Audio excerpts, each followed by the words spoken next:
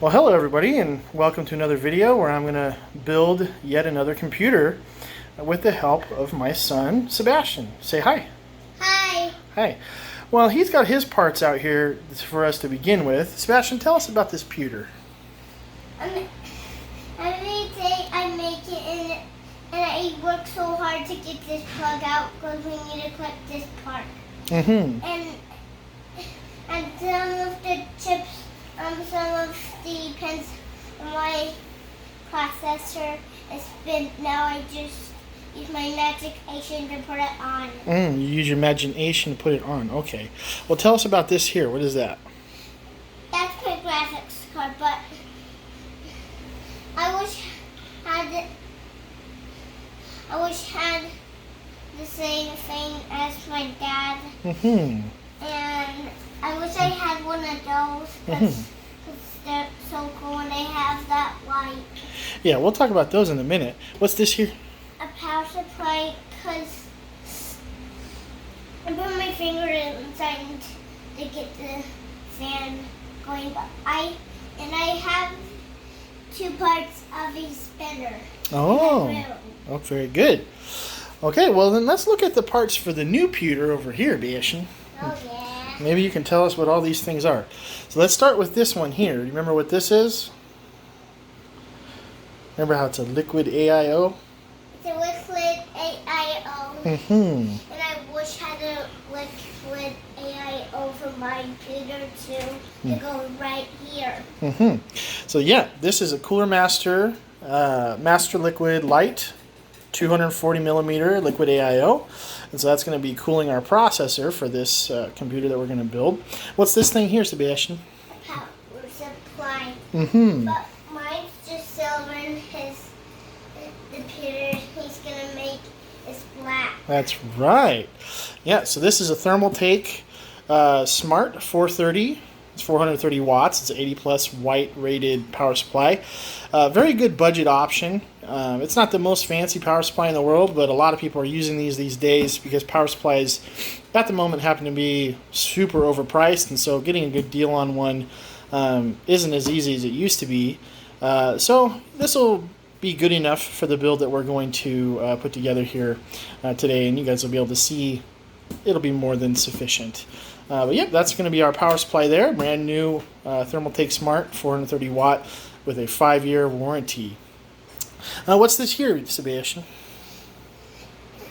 It's memories. Yeah, it's just the memories, huh? Yeah, so this is our 16 gigabyte kit of RAM. This is done by a not a super well-known company, but if you do some reading up on this, the whole RAM game out there in the world, really 3 companies make all of the RAM DIMMs in the world, and so this branding is not as important as people might think.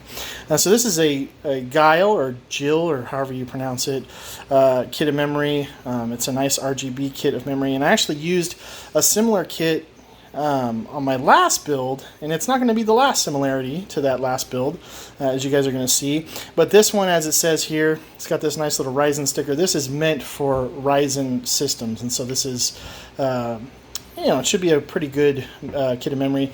It is running at 3000 megahertz, and we're hoping that that's going to work out just fine. In our BIOS options, we're going to be turning on that XMP profile. So that's going to be our 3000 megahertz, 16 gigabyte set of RAM, and it's got that cool RGB strip that's going to make it look awesome. And also, if you guys see there, it's got the Aura Sync branding there, so it should work really well with our motherboard. What's this here, Sebastian? It's a processor. That's right. You know what kind of processor this is? This is a Ryzen 5 1600 AF, and you guys can see down here. We'll get a little closer. If you're not familiar with the AF SKU, it's essentially a Ryzen 5 2600 with a different branding. It has to do with contracts and things like that AMD had, and so they had to make a certain amount of the 1600 chips, and essentially they ran out of 14 nanometer materials, and so they had to start using 12 nanometer materials, which is really good for the consumer because this is essentially a discounted Ryzen 2600. And so it's a 6-core, 12-thread processor, brand new there from AMD, and it should work really, really well for gaming and streaming. 12 threads should be plenty for both of those tasks, especially at 1080p. And so that's going to be our processor going into our build. Sebastian, what's this guy right here? It's a motherboard. Yeah, it's the motherboard. It's a ROG Strix B450F Gaming, done by Asus. It's a beautiful motherboard, and you guys will get a closer look at this once we unbox it. But that's going to be our platform. And what's really nice, if you're not familiar with the Ryzen platform, the AMD platform that they're putting out these days, it has a wonderful upgrade path. And so we're putting this Ryzen 5 1600 in there, which is going to be great. But honestly, in the future, if you want to, if you take a look at this little guy right down here, it actually says, it says AMD Ryzen 3000 desktop ready. So this is actually capable of taking the latest generation of Ryzen processors right now. And so if you wanted to upgrade to something like a 3900X in the future, I wish I had a battery back at mine. Like I was saying, if you wanted to upgrade to a 3900X in the future, you could just put that right into this board and it'll take it. And that's a 12-core, 24-thread processor. Super powerful. Twice as many cores and threads as this, plus a much more efficient process and super, super fast processor. So you could put that in there real easy in the future. If you get one used down the road, really, really awesome value. And so that's what's really awesome about this platform. There's a lot of upgradability. Compared to the last build that I made, I basically used the same branding from Asus, only it was an Intel build. And it had a 9600K in it, what do you call, Intel Core i5 9600K, and it was great, but there wasn't much of an upgrade path at all. And what's really nice about these B450 boards, if you're not aware, you can overclock your AMD processors that you put in there. So couldn't do that with the 9600K, at least in that motherboard that I had selected before. And on this motherboard you can. So that's a really cool feature as well. Sebastian, you know what this is? This is a Wi-Fi antenna. It's a Wi-Fi antenna. Yeah, so the one thing that this board doesn't really have is onboard Wi-Fi, and so I decided just to get a solution for that. This will be a nice little Wi-Fi antenna that I think it'll do really well. And so that's going to be included with this build so that you have a lot more, just more options. More options are always better. Okay, and last but not least, Sebastian, what do we have right here? A graphics card. That's right, that's our graphics card. You know what kind of graphics card that is? It's okay. Want me to tell you? This is the legendary Radeon RX 580. Now, a lot of people sort of take these for granted out there in the world, and quite honestly, these cards have gotten better over time as AMD has continued to sort of optimize the drivers. This actually outperforms a NVIDIA 1060 6GB at this point. So this is the 8GB version of the Asus branded RX 580 Strix model to match our really awesome motherboard. And so this is an all AMD build. It's an all sort of Asus branded build.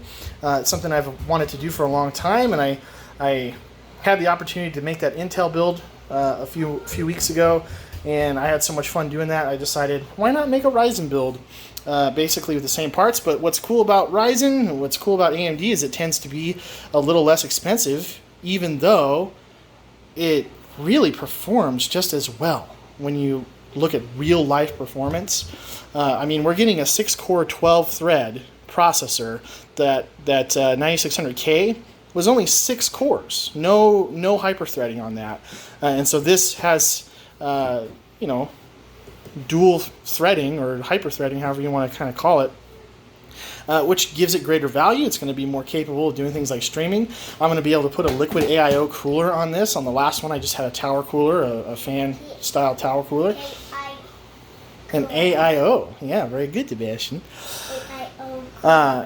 And you know, so this is going to have a lot more value, and it's going to perform as well or better in most cases, and it has a much better upgrade path with overclocking. So this is why Ryzen is so popular right now. It just gives... Okay, go for it. It just gives so many more options, and it's just so much more versatile, better value. And so that's what I'm going to be building. Now, you guys probably notice I don't have a case sitting here because the case at this point in real time is not yet arrived. I'm always waiting for a case, and so the case isn't quite ready yet. But for you, it's just going to be like this, and you guys are going to see the case, but that is on its way, and you guys will be able to see that in just a second here. But for me, it's not going to be here until next week. So yeah, I'm going to go ahead and let this move along, and I hope you guys enjoy the rest of the video. Okay, so here is the case. Finally here. Man, oh man, I had to wait a while to get this thing. So many computer parts right now are just super out of stock, and it takes a long time to get stuff. You have to order some things on back order.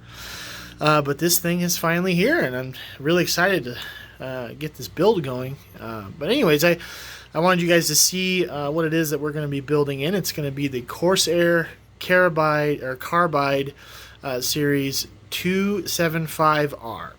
And so it's a really just very elegant sort of design by Corsair. You guys will be able to see what it looks like once I get it out of the box. But the thing that I'm really looking forward to taking advantage of, as you can see from the diagram here on the box, it has vertical GPU mounts. And so I'm really hoping for this build to mount the GPU vertically. I've always wanted to do that, especially with an Asus graphics card, just because they're so good looking. I want to be able to show it off. And so, yeah, I'm just going to get this thing unboxed, and we're going to get going. I do want to show you guys the hard drive I'm going to be putting in this thing, the SSD that is. And so I'm going to grab that really quick so you guys can take a look at that. Okay, so this is going to be our SSD for this build. It is a 128 gigabyte solid state drive. It's an M.2 form factor SATA drive, and so it's not going to be as fast as like an NVMe M.2 drive, but it's going to be plenty fast enough for most folks, for most applications, for most users. There's really not a discernible difference between using a SATA SSD like this one and an NVMe drive. They're both very fast, much faster than your sort of standard mechanical drive. And you know, as far as startup times and things like that go, seriously, the difference between using a SATA drive like this and an NVMe, you're talking about like 5 seconds, you know, tops. Like if you were going to load a game off of a drive like this, for example, you're talking about a loading time where you might have 30 seconds on a drive like this to load a level or whatever, versus a 28-second load time on an NVMe drive. Even like a Gen 4 NVMe drive, they're not that fast for those kinds of applications. They are really fast for certain things, but that's not really what this computer is going to be intended for. And so as you guys can see down here, it's an SK Hynix, sort of just kind of one of their basic M.2 drives, and we're going to take full advantage of what this little guy has to offer. It's about the size of a stick of gum if you've never held one of these before. And what's really advantageous for using something like this is the lack of cabling. Like, you just plug it into the motherboard and there's no cables, it's not ugly, it's not messy. And so that's why I like to use these. It's going to be a perfect boot drive. And alongside of this, we're just going to have a 500 gigabyte mechanical drive. I don't have it in my hand right now, but it's just going to be a 500 gigabyte mechanical drive just to give you a little more storage to start out with. And of course, like most people, you'll decide what you want to do with your own storage. And I like to give people the opportunity to decide for themselves what kind of storage they're going to want to do outside of just having the basic needs met. This is going to meet the needs that a person needs to be able to boot their computer up nice and quick, and the 500 gigabyte storage drive will be enough storage to hold a bunch of games or whatever, It won't be lightning fast or anything like that, but it will be good enough to get you going, and it really brings down the cost of the build. Before we move forward, I wanted to also share with you the data drive that we're going to put into this build. I decided instead of using a Western Digital drive, I'm going to use this Toshiba drive that I had laying around. I wanted to try this out, see if I can notice any discernible difference between two otherwise identical drives. This one also is a 500 gigabyte, 5400 RPM, 2.5 inch spinning disk drive. And so, I've used a lot of the Western Digital ones, Western Digital Blue in particular, in the same form factor. So I'm just curious. I've used Toshiba stuff in the past. Sorry for the background noise. I've used Toshiba stuff in the past, and I just want to see if there's any discernible difference. Well, I doubt it, but we'll see. Okay, so a couple of disappointing things about this particular case. Obviously, I have it all opened up and out of the box. As you can see, here's the box over here. And I'm just checking it out. A couple of things I was not aware of. So this is, as I said, the Carbide Series 275R by Corsair.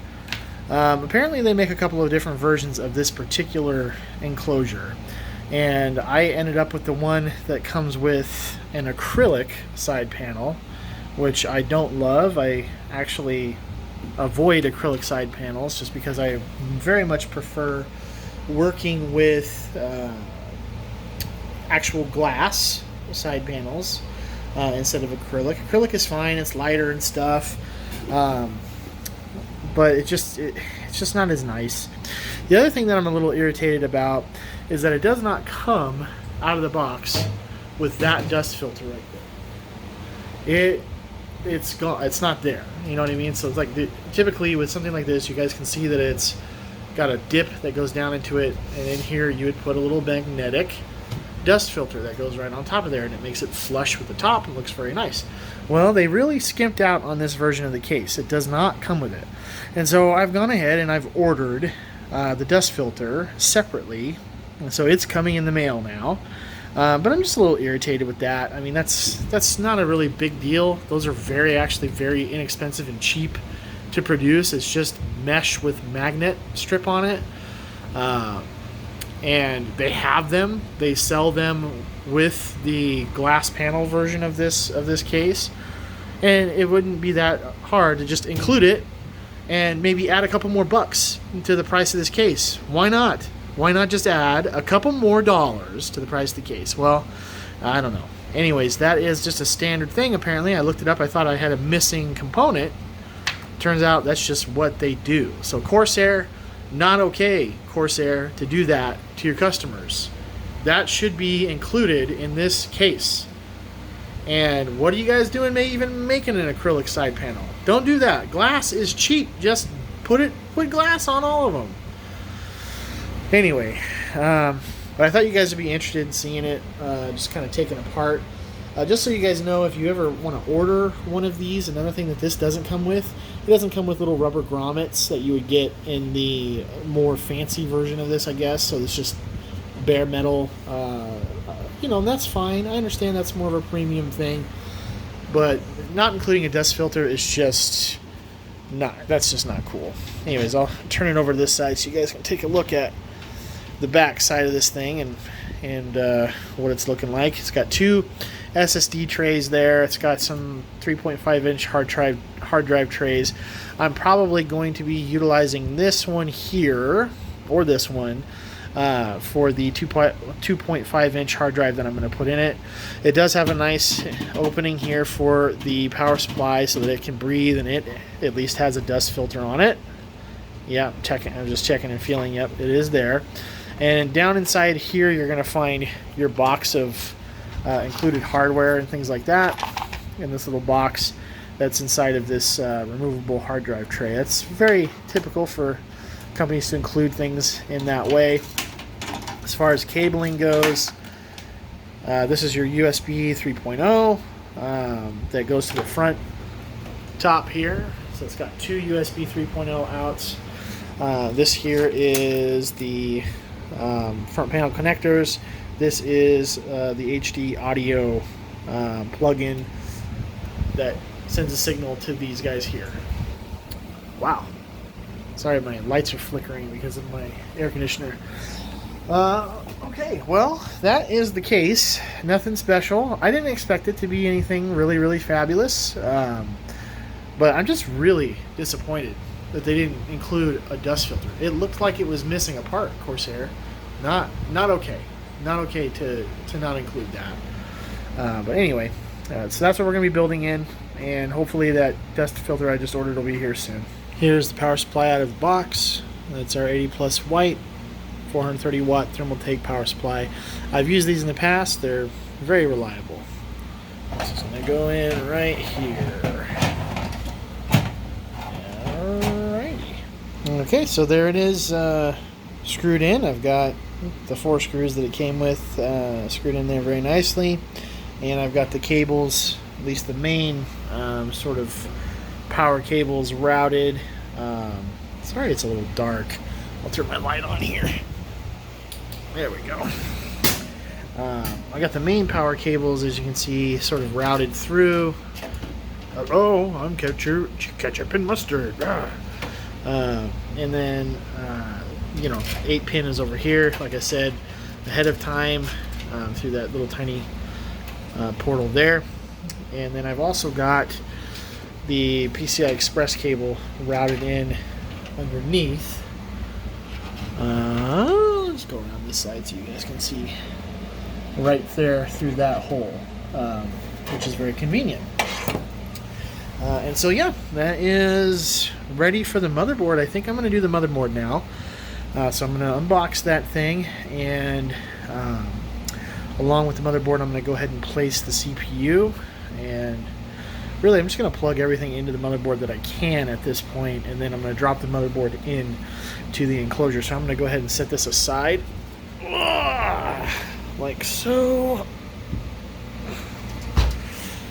and I'm going to get the motherboard and put it right here. Here's the motherboard all nice and unbagged, so we can take a look at some of the features this has. Obviously it has several PCI slots, PCI Express slots. It's got 2 M.2 plugins, I guess you could say. Unlike the Intel version of this board, it doesn't have a place to plug in a Wi-Fi card, which is interesting. Let's see. As a matter of fact, I think that's what this actually is here. I think this is a place where you can. I'm going to double check with the manual and stuff, but I think you can plug in a Wi-Fi, an M2 Wi-Fi adapter there. But I'm going to be plugging in the hard drive here. This is where we're going to go with the hard drive. And as far as RGB headers goes, it has 2 12-volt RGB headers. The 12-volt is the 4-pin version of RGB, and I think it's technically the older kind of RGB, so it's non-addressable, I believe is the difference between the two. I don't know much about RGB, but these are 12-volt connectors. So it's a 4-pin 12-volt connector at the bottom, and another 12-volt 4-pin connector here at the top. I think we're going to make use of the top connector for this build. That's typically what I do. I don't like to have a bunch of cables hanging where people can see it down below if I can help it. But we'll see. But it gives us options. It has plenty of SATA ports here on the side. It's got the 24-pin power connector where you'd expect to find it. In a lot of ways nowadays, if you're getting a decent motherboard, this one is very typical. But it does have some very nice features. It does have addressable RGB lighting on it, so that lights up here. There's some lighting down here. Oh, by the way, it also comes with an alternative strip to put on here if you like it, like the other one. There's one in the box. I'm not really sure how to take that off. I don't think I'm going to do that. It does look like it's got some plastic for me to peel, which I'm going to attempt to do right now. If it'll let me. Oh yeah. Oh, there it goes. A little bit of plastic for you. And but one of the nice features of this is that it has this nice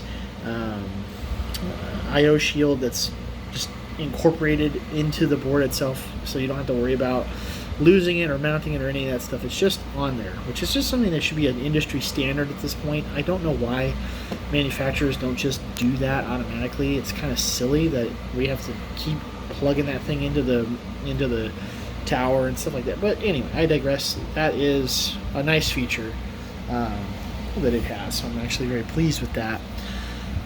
So yeah, I think I'm gonna go ahead and grab my CPU, RAM, I'm gonna go ahead and plug in the M.2 drive right there, and I think that'll be all for now. Okay, so we've got at this point the M.2 drive installed, and that was very straightforward, no problems there. We got our we got our CPU plugged in there, as you guys can see, and you have a CPU with like me. Because it's an AMD CPU. Uh-oh. Yeah, don't worry about that. It's just some cardboard. And then we've got our 2 DIMMs plugged in as well. Okay, so I decided to test out some of the dimensions of this build real quick, just to make sure that things were going to fit in there nicely. And as you guys can see, I've got the card just momentarily mounted in there using this vertical mount that the case had. Sorry about that. Just to see if it'll fit right and that the panel can go on there. Like for some cards, some of the bigger cards out there, cards like this card, which is actually a very large card, as you can see, it might very well stick out too far, in this direction towards the camera for the panel to go on properly. And luckily, thankfully, I don't have that issue. The panel goes on very nicely, and the card should mount very, very nicely like this, using a riser cable, of course, eventually, to reach over to the motherboard, which will be in the back there later on. So it does fit, and like I said, that was important to me, so I wanted to make sure that was going to work. And as you can see already, that's going to have a very, very nice aesthetic to it.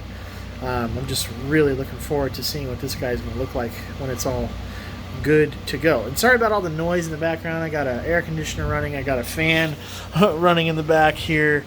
So that's why you got all that background noise. It's, summertime, trying to keep cool. I also have my fan up above going. So, but anyway, it's looking good. I like to show you guys what the cable management looks like, behind the scenes from time to time, just so you can get an idea of how I keep things as tidy as I think are necessary. I don't like to have a lot of cables just all over the place in the back. I try to keep as much cabling, like spare cabling, as I can down underneath, next to the power supply. Of course, that's the most logical place to sort of stuff it. And then I sort of keep things nice and uniform as best I can, going along this side of the motherboard, and I keep things zip tied together and such. The only cable right now that I don't have actually zip tied to this main branch here is the SATA cable that's coming from our spinning disc there. I don't know. I think I'll just leave that loose just in case you guys remove it, or whatever it is. It's not really worth tying down real hard. Sorry about that. Just because sometimes it's nice to have a cable loose so that you can change things out and move things around if you want to. I wanted to show you guys where that hub is for the RGB fans that you'll see inside of the case there. This is our hub right here, and all of the fans, not all of the fans, I guess, the 5 RGB fans are running off of this device, which is controlled by the remote control. So anyway, I thought you guys should see what that looks like underneath, and just so you can get a sense of how tidy this is in here. There is a lot of cabling, and it's not always easy to make it look brilliant, but it doesn't necessarily have to be messy. And to me, this is good enough. It keeps airflow up, and it keeps Things fairly well organized and accessible if you need to plug something else in, so on and so forth. So I think it works okay. And so yeah, there's a lot of options with this enclosure. So I just wanted you guys to see that. And so yeah, anyway, moving forward. Okay, so we now have the system up and running, and I wanted to just kind of, for once, show my face on one of these videos, just because I feel like that's a more friendly way to do these. But I wanted to show you guys what this looks like as it's running, just to give you an idea of what you can expect aesthetically as you're going through the paces when you're first using this machine. I think I've got it dialed in real nice. I really love the way it looks. It's definitely sort of done to my personal taste, but there's a lot of customization that can go into this build, and you guys will see what I'm talking about, at least with regard to like the RGB accents that you have in this machine. Just to kind of give you guys a recap, you'll be able to adjust the RGB on the fans that I've added. That's kind of something that I didn't tell you I was going to do earlier on, and you'll be able to see down here. I've put in 5 addressable RGB fans, but you'll be able to obviously adjust the color on those. You'll be able to adjust the color on the RAM. You'll be able to adjust the color on the motherboard accents, which I think are particularly cool looking, and you'll be able to adjust the accents that are on the graphics card. And the graphics card, RAM, and motherboard will all be done via software within the Windows operating system through a program that Asus provides, which is basically known as their Aura Sync technology or software. And then the fans themselves just run off of this remote control that we have right here. This little fella right here will give you basically endless options as to how you want these fans to run. I have them the way that I like them right now, and you guys will be able to see what that looks like. So I'm going to go ahead and switch camera mode here. Boom! And I'll bring you guys down and we'll take a look at this. Here's the desktop, by the way. I decided to get a nice Republic of Gamers desktop background just to go nicely with the aesthetics of the build, and you'll see what I'm talking about. So without further ado, here it is. I'll just let you guys see what that looks like. And of course, this is in broad daylight with the acrylic side panel off of it right now, and you guys can see the fan there in the back as well. And I am actually really sad because I love the way this thing is looking, and it's going to be hard for me to say goodbye to it. A big part of me just wants to hold on to this and use it for work or something like that, but I love building computers, and so in order to keep building them, I have to sell them. It's just the way it goes. I can't just buy parts and then let a computer sit in my garage or whatever. I've got to have some turnover when it comes to comes to funding my hobby, and that's really the only reason why I sell these computers. It's because I want to keep building them, and so when you're buying a computer from me, you're basically just giving me my money back so that I can go build another computer, and that's particularly hard for me to do in this instance because I'm very pleased with how this one came out. I just think it looks absolutely fabulous. I'll give you guys a little bit of a close-up, and we'll talk about what I'm doing here with the cooling. So here, you guys can see the liquid AIO functioning as I like it anyways. I have it on the front of the case. Now, in all honesty, I did intend to have it up in the top area here. And we're going to talk about that dust filter in a minute too, by the way. I did want to have it up there. It just did not fit into the system that way with how tall our RAM is. There was a disagreement, let's say, between this AIO and those what do you call RAM DIMMs there, because they're particularly tall. But as my second grade teacher, Mrs. Childers, would say, always turn an accident into an advantage. And so because I didn't get to put the AIO, this feller here, up in the top of this machine, it gave me the opportunity to do a push-pull configuration with the fans that are cooling our radiator. And so you can sort of see here, it's a little dark, how I have fans in the front of the cooler. Those are the Cooler Master fans that came with the AIO. And then I also have these RGB fans in the back of the cooler, just to give it a little more oomph in pulling air, while the fans that came with are pushing air through the radiator. And I gotta say, I can feel, like when I put my hand in here, I can really feel the air moving. I can feel the air moving through that radiator. And you guys will see from the temperatures running at stock, I'm not going to overclock this chip at all. If whoever ends up with this machine wants to overclock, they can. I just don't feel like messing with that at all. It's totally overclockable. You can probably take this up to about 4 gigahertz, I would assume. I'm not going to even go there. I think it runs fine the way it is.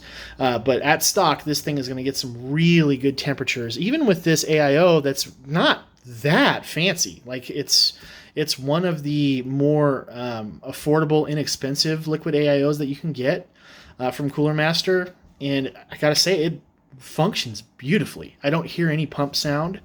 I don't necessarily hear any whine or anything like that.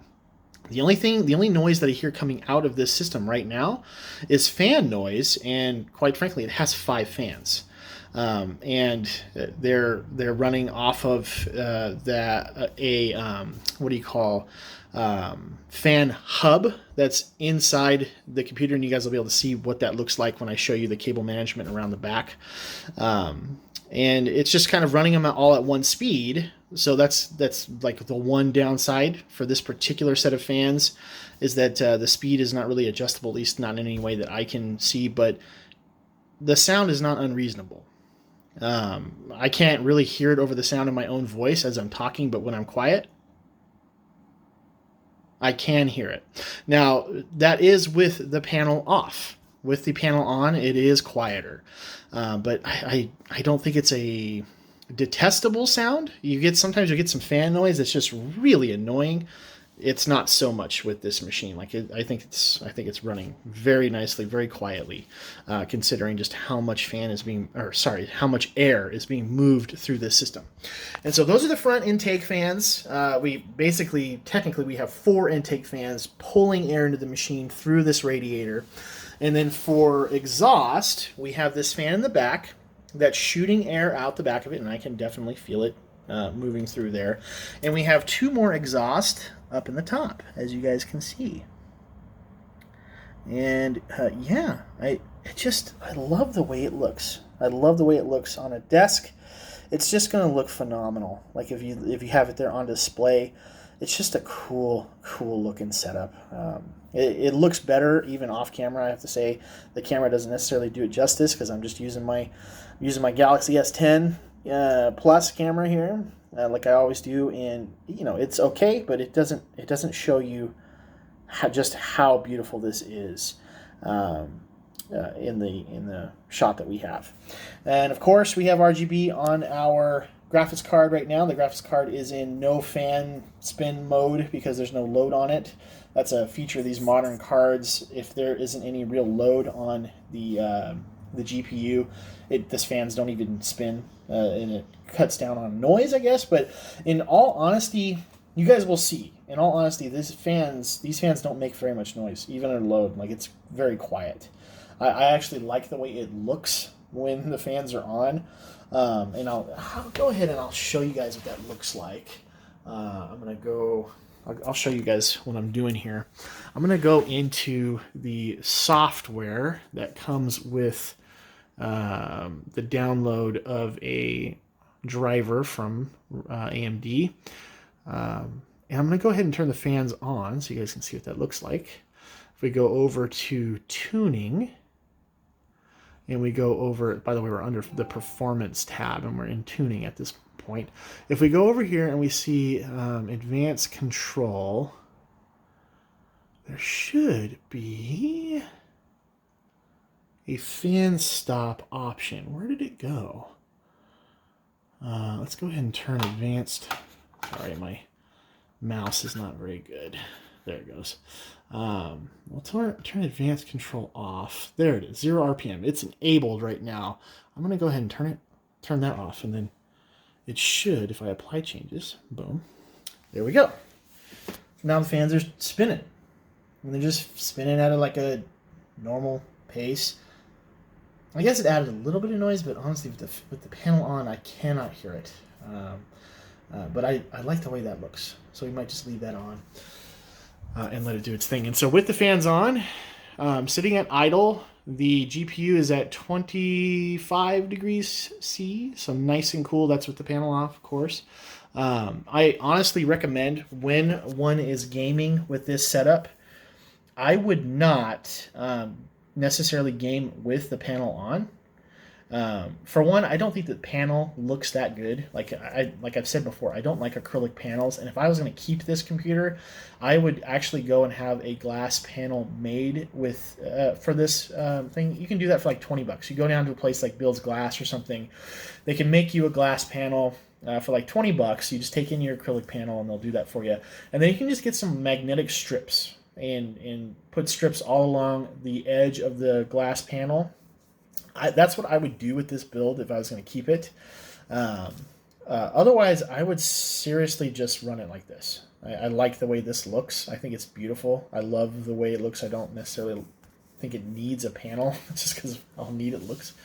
But if I was doing anything gaming intensive, for example, anything that really runs the GPU hard, I would run it without the panel.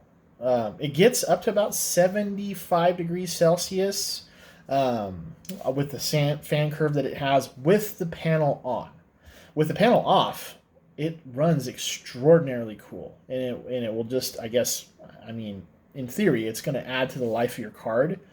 75 degrees Celsius is not that hot for a card like this, but you know, the cooler the better, in my opinion. I like things to run nice and cool. So that's my suggestion. That's what I would do, and that's what I'm going to do today, just because that's what I prefer. And also, it keeps the glare down. It's good for video like this. With the panel on, you get lots of glare and things like that. So I'm going to run some tests. Let's go ahead, and I'm going to do the best I can to hold this camera awkwardly and run some benchmarks for you guys so you can get to an idea of how this thing is performing at its stock settings. So as you saw there, we'll go back in. Everything is running at stock. It's just on, we'll put it on automatic just so you guys can have it like that. I'll put it on default. The fans are turning off because on default it likes to have it with no spin. And we're just going to run things completely stock as we're doing our tests here. And sorry about the extra noise. That's my air conditioner in the background. I really don't want to turn it off. It's warm in here. So forgive me for that. You know what? I should turn it off just because I want you guys to be able to hear the fan noise from this computer as best as I can provide that for you. So let's go ahead. That is, I can go ahead and close this. Let's navigate to our first test. Our first test is going to be one that I love. It's called Cinebench R20. It is essentially a benchmark that allows us to load the CPU up 100%, and we can actually see the performance of the individual threads as it renders a very high volume image. And it takes time to do that. And what's cool about this is it provides us with a bunch of numbers over here from other CPUs, I guess you could say, just to kind of give you a comparison, give us a baseline, right? But what I'd like to do before I start the test, I'm going to turn on another program called Core Temp. Now, what I love about this is that it gives us the temperature of our individual processors, our individual processor cores. It's a little blurry there for you guys. I'm sorry about that. Let's see if I can get in just a little bit. I don't know why it's doing that. There we go. As you can see, right now, each individual core on the 6-core 12-thread processor is running at 26 degrees Celsius in my house at this moment. Our ambient temperature is about 71 degrees. It feels a little warmer than that, in my opinion. It feels warmer, but that just might be my blood. But we'll just, for the sake of argument, we're in a 71 degree environment. You can see that it's running at about 26 degrees Celsius. All right.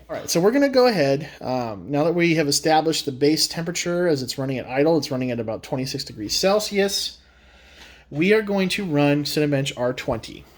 And so right now, according to core temp, everything is running at 3.6 or so megahertz. We're going to go ahead and keep that open because I think that's a good measure. Let's go ahead and pull this up. We'll have it on the top like so.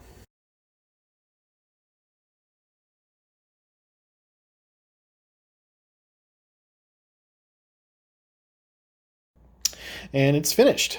Okay, and we can see the temperature is dropping now fairly rapidly, all the way back down to 34, 32. And it's essentially returning to the right around the same temperature it had before. It might sit at 30 for a little bit as the water itself is cooling down. Because the thing about AIOs is that it gets saturated with the heat of the system, and it's just different the way it works. I don't feel like going into it at the moment compared to like a regular sort of tower cooler or something like that. Anyway, this is the score that we just received. It was running at 3.6 megahertz through that entire render as far as I could tell. And it says here that we got a score of 2805. That's a little bit higher than what I had earlier when I tested this out on my own. It'll vary between, just depending on what's going on in the background and things like that. It's going to vary in performance. But it gives you some idea of what you can expect from this. So this runs about as well as like a 7700K. Actually, it runs quite a deal better than a 7700K, which is a 4-core, 8-thread part. It runs as well as this particular Xeon, I guess you could say, which was in 12-core, 24-thread part. It's an X5650 that has a score in here of 2705. So this got 100 points higher than that. So these Ryzen 1600 AF chips actually work really well with multi-threaded processes. Okay, so that is a benchmark for the CPU. Let us go ahead and run a benchmark. We're actually going to do 2 benchmarks for the GPU. The first one we're going to do is Heaven. A visual difference. We're going to turn it disabled. Let's see, everything else is the same. So resolution system, it's at 1080p. DirectX 11, I'm not going to mess with that. Ultra quality. Let's go ahead and click run. I'm going to go ahead and benchmark this without tessellation.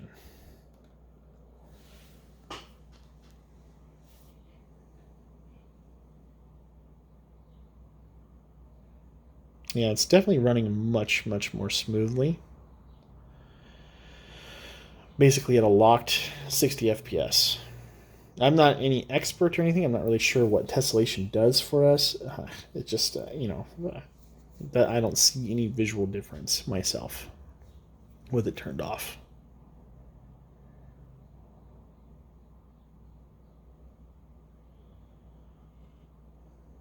I'm definitely going to fast forward at this point just to blaze through this.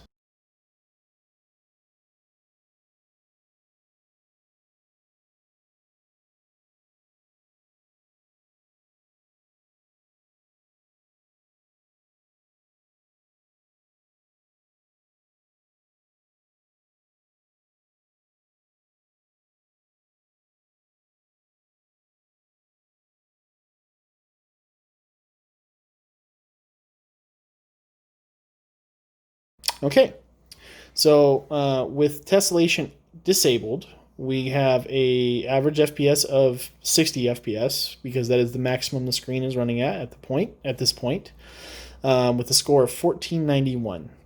Its minimum FPS was 29.9. Didn't really see that happening very often. That's a 0.1% low, I think, and so that's like during scene transitions. and the max was 62.9. Again, it doesn't really go above 60 when you have VSync on. Which I do at this point, just because that's how I would run this system on this screen. So we're going to go ahead now at this point, run a in-game benchmark from a game that I really enjoy playing called Division 2. It's a AAA title. Came out last year, if I'm not mistaken, year before that. So it's a fairly recent AAA title. That'll be very indicative of what you can expect from a game made by a AAA company like Ubisoft, which made this particular game. So we're going to go ahead and turn that on here in a second. But before we do that, I'm going to go ahead and get it running for us. Hi. So yeah, we're going to go ahead and do some benchmarking here on one of my favorite games. It's called The Division 2. A lot of you are probably familiar with it.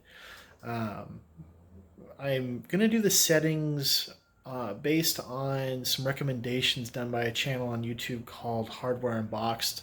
Highly recommended. They're really, really awesome at what they do. And they basically went through systematically and figured out what the optimal settings are going to be to get the best possible quality picture while achieving a high level of performance at 1080p specifically. So it's basically a mixture of high settings, some things turned down to medium, some things turned up to ultra. So it's a little more, it's probably just a little more precise than the automatic sort of high settings that you would get just clicking on that preset. And so that's what we're going to be using, and we're going to be doing this test using the in-game benchmark, and then we might do some just regular gameplay afterwards. We'll see. So I'm going to go ahead and flip the camera, and I'll show you guys what our settings are. Okay, so over here, we're going to go over to our settings. I'll show you where we're at specifically under the graphic settings. Actually, let's start with the video settings. We're obviously running this at full screen at 1080p. I just have the refresh rate selected that's for this screen. We are going to do the reduced latency option, and we're doing this in DirectX 12 for sure. Under graphics, I'll just kind of scroll through so you can see what I have selected here. You know what? I want to turn VSync off. Let's see if it'll let me do it. Good. I'm going to have to restart. Frame rate limit off. So we got volumetric fog down to medium, mostly because it's a huge hit to performance and it really doesn't add much to the look of the game. We have ambient occlusion down to medium as well.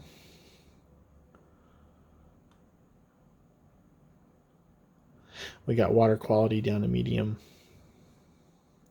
And we pretty much I don't ever use the anti-aliasing in this game because, again, it's just a huge hit to performance and it still looks great without it.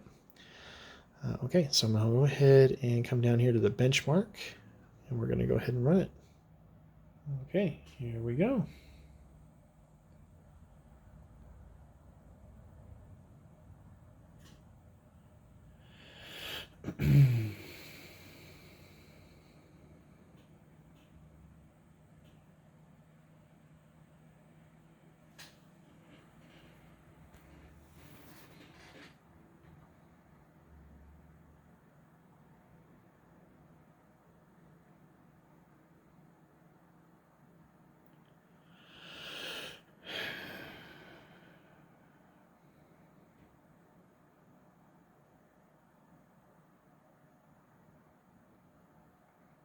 So obviously we've been above 60 frames up to this point, and this is usually the heavier part of the benchmark coming up.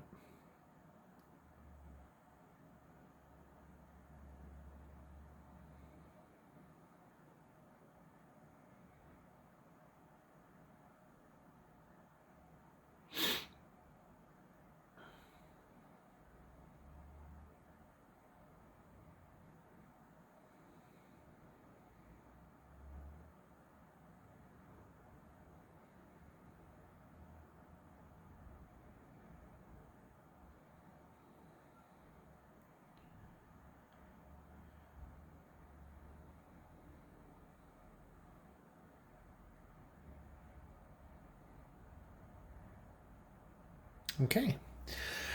So our average FPS was 74, and you can see for yourself that our score was 6634 under our custom preset there at 1080p.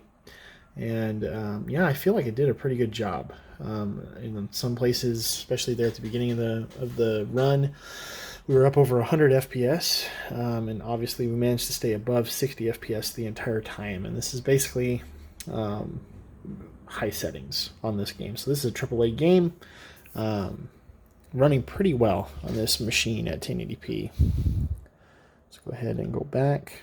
All right. So I'm going to go ahead and head into the game at this point because I just want to see what this feels like. Right. Boom. And so this is in a later part of the game that came with some downloadable content. All right. Yeah, got it. Got it. All right.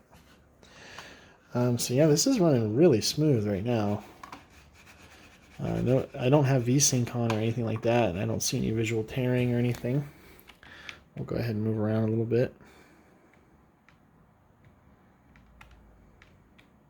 Let's go ahead and pull up the Ryzen analytics.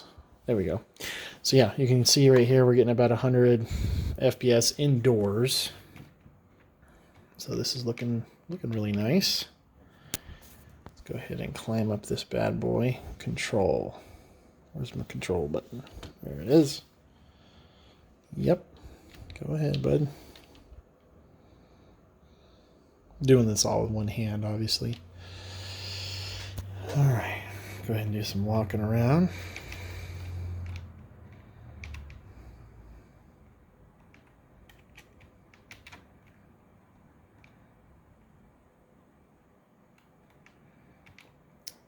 Okay, so we're outdoors right now. We're getting right around 100 FPS. So it really just depends on where you're at in the game. Let's see.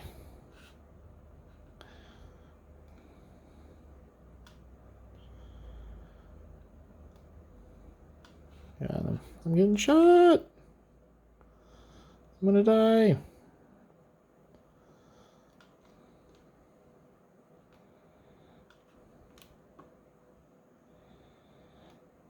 Oh, dude, this guy's gonna waste me. Yeah. So anyways, just to give you guys an idea of what to sort of expect at high details, this is running this game really, really well, and I think it looks good. So this is our ROG Strix AMD build. We've got our RX 580 here, running strong. That's the Strix model. We've got Ryzen 5 1600 AF, that's 12 nanometer Zen 2 processor, 6 cores, 12 threads. We got a liquid AIO cooling that processor in a really nice Corsair case with plenty of RGB. And so I hope you guys found this video interesting, and we'll see you in the future.